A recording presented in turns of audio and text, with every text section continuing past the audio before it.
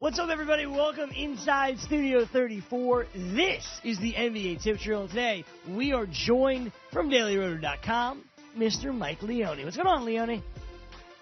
I'm here. I'm ready for Halloween. I've got my What Would Sasha Do orange T-shirt on. It was the only orange T-shirt I had in the bag. So, but tonight for DFS Dish, I'll get all dressed up. Yeah, I'll have a ton of candy.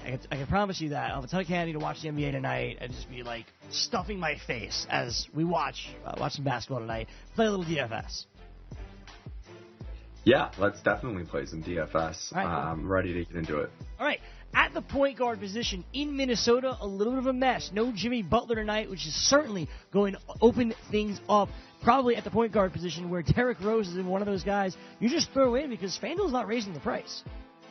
No, they're not. And Jeff Teague's also out in this game, so there's a lot of minutes, not just for Derrick Rose there, but you've also got Tyus Jones. And the combination of these two not only expected to play around 30 minutes each, but the usage rate, the playmaking has to be there a little bit more than it usually is when you take that volume from Jimmy Butler, from Jeff Teague off the floor. You've also got Andrew Wiggins questionable, so there could be even more stats available for the Minnesota guys. I think the way to play this is to go cheap at the point guard position, and we've got another cheap point guard that opened up with Isaiah Cannon and Devin Booker out for the Phoenix Suns. It's going to be Elie Okobo. Looks like he's going to draw the start, a min-price point guard. So there's an ability to go really cheap at the guard spots and then pay up, whether it's at center or the forward positions tonight. If you had to choose one between Tyus Jones and Derrick Rose, say you wanted to go with Okobo as your other one, if you had to choose one, which one would you go with? I'd go with Tyus Jones and just go as cheap as possible in those two spots. All right, there you go. So at the shooting guard position, then, do you want to stick with Minnesota? I know Okogie's been really, really good as of late with Wiggins questionable, no Jeff Teague, no Jimmy Butler. Is Okogie the way to go? I think he is. Again, you can really pile in some cap relief between point guard and shooting guard, and that's part of the reason why it's nice that Okobo emerged at point guard for the Suns, because you can diversify a little bit and just use one of the Minnesota point guards, and then you're not loaded up with too many Minnesota players when you go with Okogie at the shooting guard spot. If you wanted to spend up, you've got Donovan Mitchell, who's got a pretty good matchup. I think he's the high upside, high ceiling play in your second SG spot, but in that first one, take the cap relief and just continue to take advantage of all the volume that is created by Teague and Butler out for Minnesota. You mentioned potentially paying up for a guy like Donovan Mitchell at the shooting guard position, but with all of that value at both point guard and shooting guard, I have to imagine small forwards is a spot where you'll really pay up. It definitely is, and you're going to go all the way up to Kevin Durant. I think it's a game between Golden State and the New Orleans Pelicans that has a really high total. Right now, that total is above 230. Golden State's implied team total by themselves is around 125, which is really, really high even for them. We've seen at home they've got a friendly scorekeeper in terms of assists. That helps Kevin Durant's projection. He's got a 30+% usage rate projection in the Daily Roto projection. So the combination of pace and that usage rate, the ceiling's just huge, and this is the perfect spot to make a big spend with all the savings you're going to get at the two guard spots. I have to ask, why Durant over LeBron tonight? The big thing for me is the pace of this game between Golden State and New Orleans. New Orleans last season led the NBA in pace. They're top 5 this year. We know Golden State always runs at a high pace. It's just going to create a lot of possessions in this game. The more possessions, the more opportunity for fantasy points, and that's the big differentiator for me between KD and LeBron.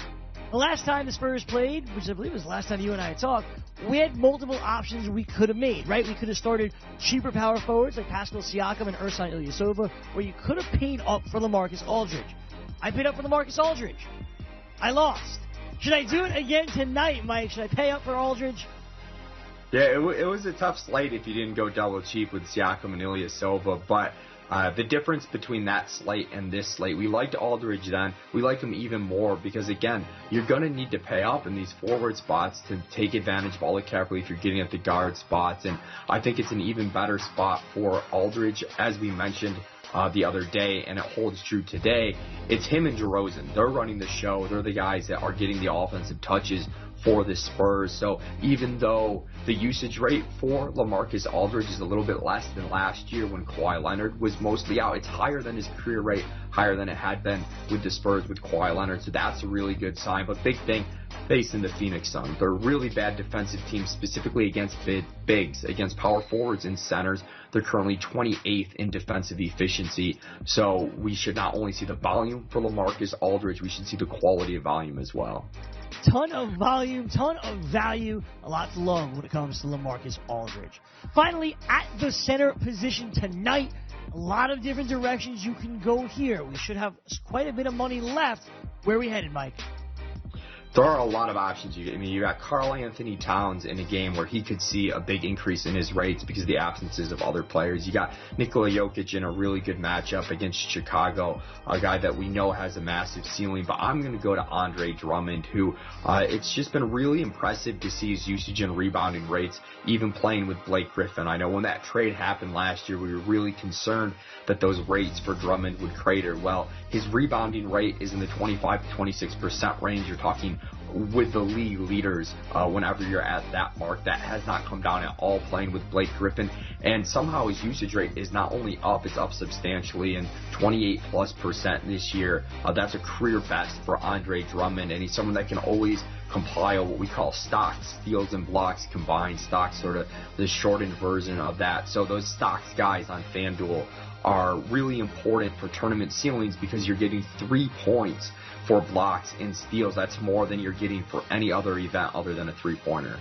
Mike Leone giving you the secrets to winning on FanDuel.